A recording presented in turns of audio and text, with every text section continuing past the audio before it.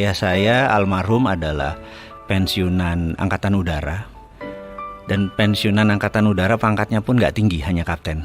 Jadi bisa dibayangkan, saya lahir di Mospati, di Madiun, asli Malang. Rumah kami yang termewah itu adalah gorden. Karena kami tidak punya perabotan, jadi gordennya dimahalin supaya dilihat orang bagus. Di dalamnya kursi pun gak punya gitu ya.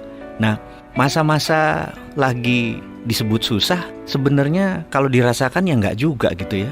Karena hampir tiap hari ketawa juga tuh gitu ya. Makan apa adanya juga kita seru-seru aja. Jadi sebenarnya kata susah tuh sebenarnya nggak ada gitu ya. Dan jalan seperti biasa. Tapi ada moral lesson atau pelajaran yang saya dapat dari almarhum ayah saya adalah terpaksa nyambi kan. Jadi selesai kerja jam 2 itu nyambi, pakai truk tentara itu ke Cepu nganter tembakau.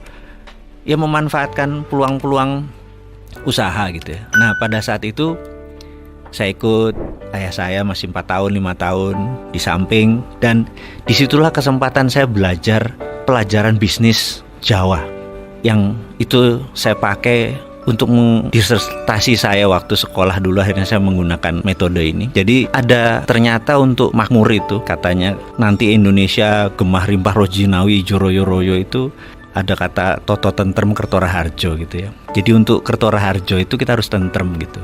Nah untuk tentrem itu kita harus noto. Nah noto itu kan manajemen gitu ya. Dalam bahasa manajemen adalah getting things done through other people, menyelesaikan masalah melalui orang lain.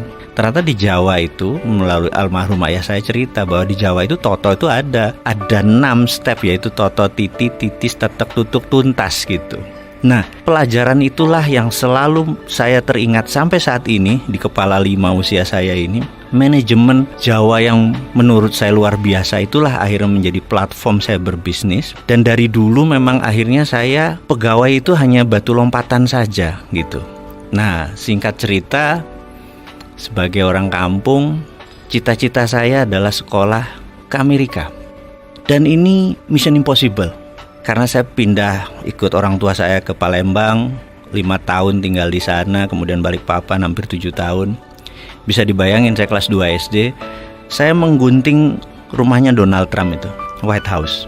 Dan selalu saya bilang sama diri saya mau sekolah di sini. Suatu hari kalau zaman dulu kan kita main kelereng tuh, ngambil kelereng dari kantong, kelerengnya jatuh, gambar itu juga jatuh. Teman-teman lihat di Palembang, ngomong begini, apa nih? Aku bilang, aku nak sekolah di sana. Mak mano? Wong dusun gitu. Nggak mungkin. Saya bilang, enggak. Saya mau sekolah di sana itu gitu. Walaupun kita diketawain di garger-garger. Kelas 5 SD pindah Balikpapan sampai SMA. Sama. Yang gila lu katanya gitu dan lain sebagainya. Kelas 2 pindah Jakarta. Setiap hari dari Blok M ke Halim itu selalu lewat Tekdikbud. Suatu hari ada pajangan besar sekolah ke luar negeri. Dan saya berkata, kesempatan. Saya mendaftar. Pengumuman saya ingat banget karena nilai ijazah saya 6, paling tinggi 8 agama. 1, nggak mungkin lah gitu. Tapi saya pede dalam hati bahwa saya sekolah ke luar negeri. Pengumuman keluar, nggak ada nama kita. Karena saya emang dari pertama mau ke Amerika. Sementara zamannya Pak Habibie itu, tahun 84, 85, 86 itu kan disekolahkannya ke Belanda atau ke Jerman gitu ya. Saya ngotot. Terus seminggu kemudian dapat surat harus ke Dekdikbud.